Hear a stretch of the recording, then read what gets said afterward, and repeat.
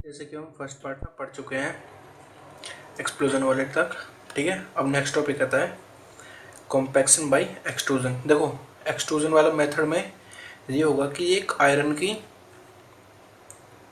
Proper shape होती है, ठीक है। देखो ये वाली, ये प्रॉपर एक शीट होगी आयरन की,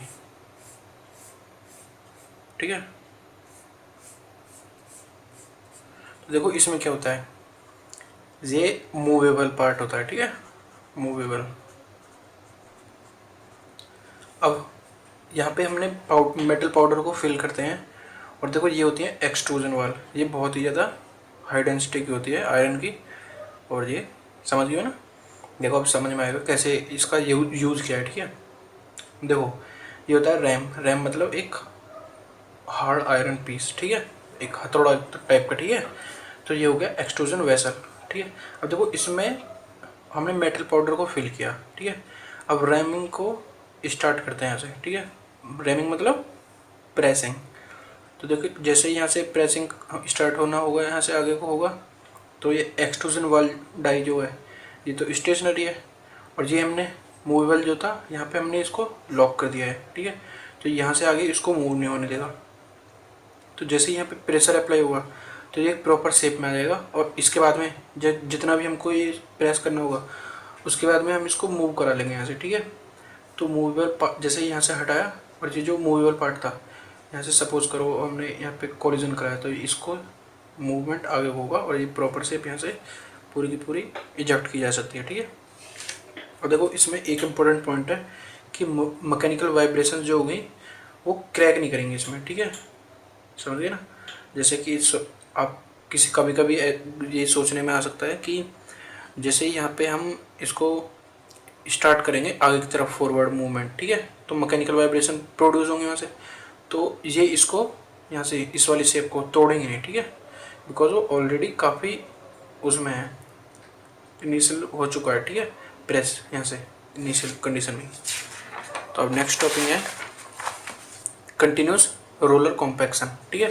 देखो इसमें क्या होता है, एक मेटल पाउडर जो एक वेसल में फिल होता है और वो नीचे की तरफ एक शेप में ला देते हैं, ठीक है, वो नीचे मतलब फिल होगा यहाँ पे, और एक सीट होती है जिसमें कि मूव किया जाता है मेटल पाउडर को आगे की तरफ, ठीक है।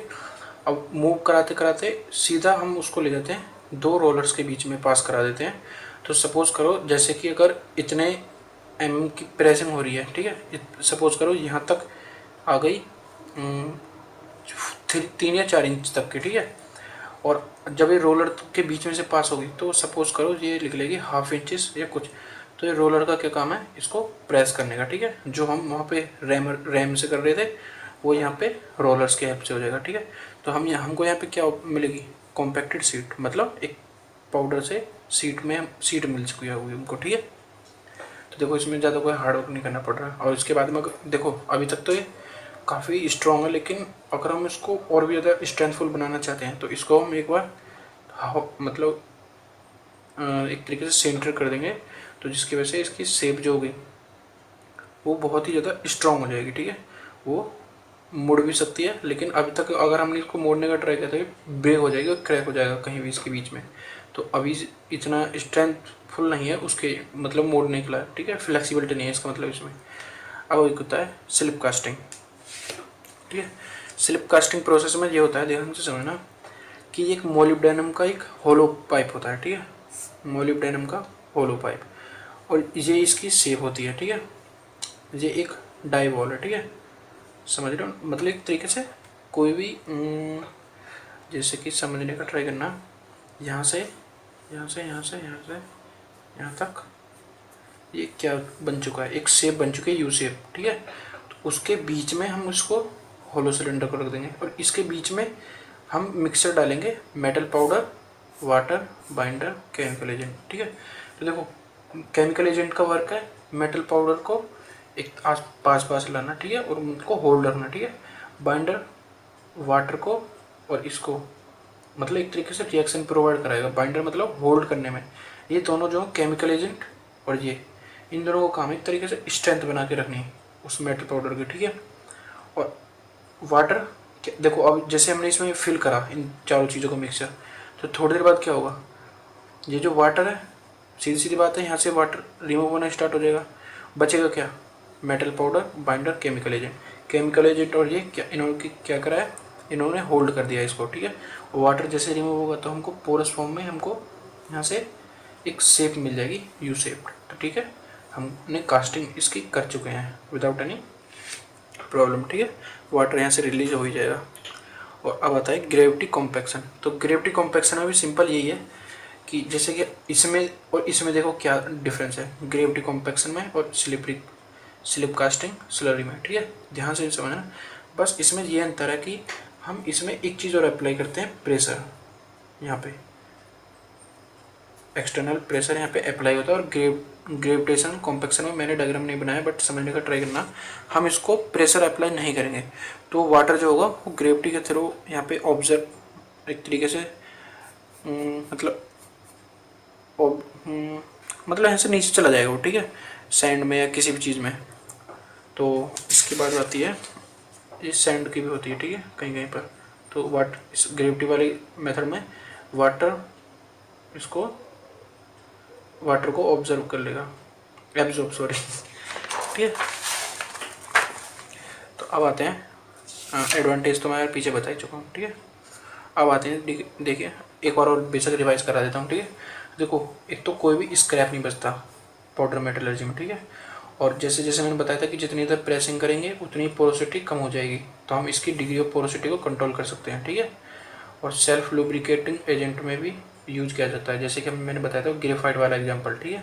ग्रेफाइट को मिक्स कर देते हैं जिसमें कि सेल्फ लुब्रिकेटिंग एजेंट की तरह वर्क करता है वो, ठीक है। अब एक होता है डायमेंशनल एक्यूरेसी, और हम इसमें डायमेंशनल एक्यूरेसी काफ़ी हद तक अच्छी पा लेते हैं और as compare to casting product, ठीक है, बिकॉज उसमें सैंडविंग आ जाती थी, मैंने आपको पीछे वाली वीडियो में बताया था, ठीक है। अब इसमें एक और सबसे बेहतरीन एडवांटेज है ऑटोमेटेड प्रोसेस। इसमें ऐसा होता है कि मशीन जो होती है वो एक ऑटोमेटेड मशीन की तरह वर्क करती है, कि उसमें बस एक बार स्टार्ट कर दी और वो अपने आप ही पाउडर को फिल करेगी एक फिक्स अमाउंट में, और अपने आप ही वो जो प्रेसिंग वाली मशीन होती है वो अपने आप ही कितने प्रेशर के साथ है सब कुछ उसमें कंप्यूटर डाटा फीड कर दिया जाता है, और वो अपने आप ही उसको एक बार चला के छोड़ देते हैं, तो वो अपने आप ही प्रोडक्ट मतलब बना के देगी अपने आप, ठीक है।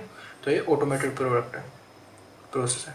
तो इसमें डिसएडवांटेज ये है कि कैपिटल एडवांसमेंट, अगर हम इसमें कभी मतलब अगर हम चाहें कि कम पार्ट को प्रोड्यूस करें तो कैपिटल डिसएडवांसमेंट है, ठीक है। अगर ज़्यादा पैसे खर्च हो जाएंगे और हम एक तरीके से समझो कि पैसे वेस्ट, ठीक है। तो इसी वजह से इस डिसएडवांटेज है इसकी। अब आता है देखो एयर गैप रिमेनिंग टेंडेंसी, मैंने जैसे बताया था ये वाला एग्जांपल कि अगर हम प्रेसिंग ज़्यादा स्पीड से कर देते हैं तो इसमें पॉसिबिलिटी होती है कि उनके बीच में एयर गैप आ जाए, ठीक है, जिससे कि प्रॉब्लम हो सकती है उस पार्ट में। अब एक होता है कॉम्प्लिकेटेड से नॉट पॉसिबल वाली, ठीक है। वो याद आ रहा होगा आपको कि एक ऐसी कंडीशन थी जिसमें कि उस शेप में ऊपर यहाँ तक तो पाउडर पहुँच पा रहा था, लेकिन यहाँ पे पाउडर नहीं पहुँच पाएगा, तो ये जो कॉम्प्लिकेटेड शेप्स में पॉसिबल नहीं हो पाता ऐसी कंडीशंस में, ठीक है।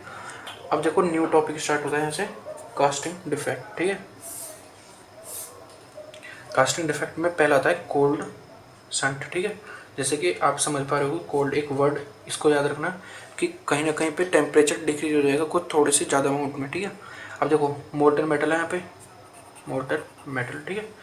अब वो यहाँ से देखो, पहले इस डायग्राम को समझने का ट्राई करना कि ये एक आउटर सरफेस है, ठीक है, और यहाँ पे इसके बीच में ये प्रॉपर कोई शेप है, ठीक है, कि जो हमको, और ये जो ये यहाँ से देखो ये जितना भी आपको डॉट डॉट दिख रहा है डॉट डॉट, तो इस ये जो है ये है यहाँ पे स्पेस है ना, तो ये जो स्पेस है इसमें यहाँ पे ये मेटल मोल्टन मेटल है वो यहाँ से आने स्टार्ट होगा, ठीक है, और यहाँ से आते आते वो यहाँ पे आके फिल होना स्टार्ट हो गया, ठीक है, यहाँ पे गिरा। तो देखो ध्यान से समझना, जैसे ही मोल्टन मेटल है वो बहुत ही हाई टेम्परेचर पे है, ठीक है, और वो हाई टेम्परेचर पे है तो सीधी सीधी बात है जब वो यहाँ पे आएगा तो यहाँ पे कंटिन्यूस फिल होगा, तो उसकी जो सैंड की वो थी वॉल, वो वहाँ से थोड़ी डैमेज होगी और वो सैंड उसी मोल्टन मेटल में अंदर चला जाएगा और वो फिल होना स्टार्ट होगा, ठीक है।